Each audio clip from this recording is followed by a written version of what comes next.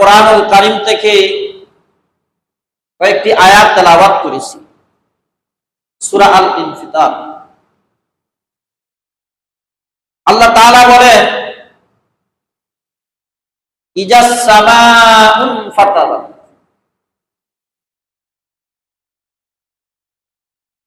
আসমানটা বিদীর্ণ হয়ে যাবে, ফেটে যাবে, আসমান পেটে যাবে।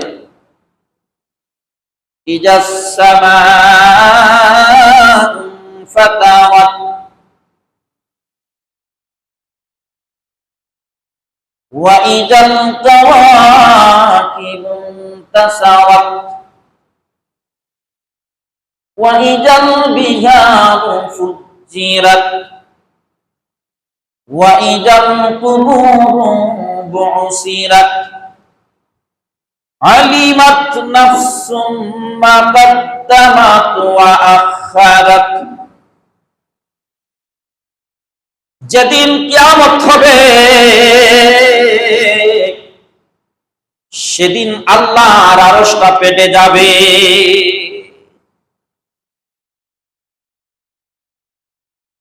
যেদিন কিয়ামত হবে সেদিন সাগর উথাল হয়ে যাবে, পাগল হয়ে যাবে।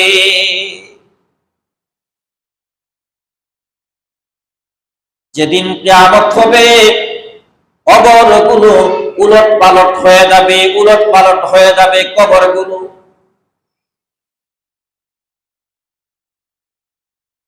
তখন মানুষ বুঝতে পারবে কেন পৃথিবীর মধ্যে আসলাম, আর নিশ্চয়ই আগে আসছি না পরে আসছি সবগুলো বুঝে যাবে। কে আগে আসলো, কে পিছিয়ে আসলো, মানুষের মধ্যে সবগুলো উৎপন্ন হয়ে যাবে। কিয়ামত আমরা বিশ্বাস করি, কিয়ামত আসবে, নিশ্চিত একদিন কিয়ামত হবে। তবে এর আগেও কিয়ামত হচ্ছে, এগুলো আমরা বুঝতে পারি না।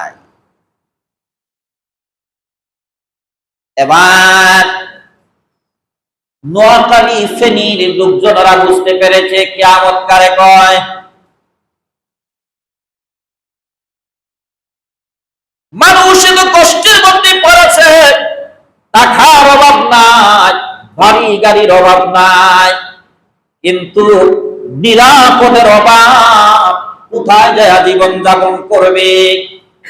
পানি তলিয়ে নিল, পানির নিচে মানুষ পড়ে আছে, মরে যাচ্ছে। কেউ কাউকে বাঁচানোর জন্য আসতে পারে নাই, সময় নাই। সবাই শুধু নিজের জন্য, নাফসি নাফসি, নিজেকে বাঁচানোর জন্য পাগল। অতএব যেদিন কিয়ামত হবে সেদিন বাবা সন্তানকে চিনবে না, সন্তান বাবাকে চিনবে না, মা সন্তানকে চিনবে না, সন্তান মাকে চিনবে না। শুধু সবাই নিজেকে বাঁচানোর জন্য পাগল হয়ে যাবে, নাফসি নাফসি করবে।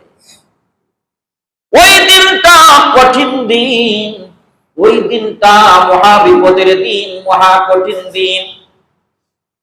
যারা নেক আমল করবে, যারা সৎ কাজ করবে, যারা ভালো কাজ করবে, তাদের জন্য ওই দিনটা হবে আনন্দে।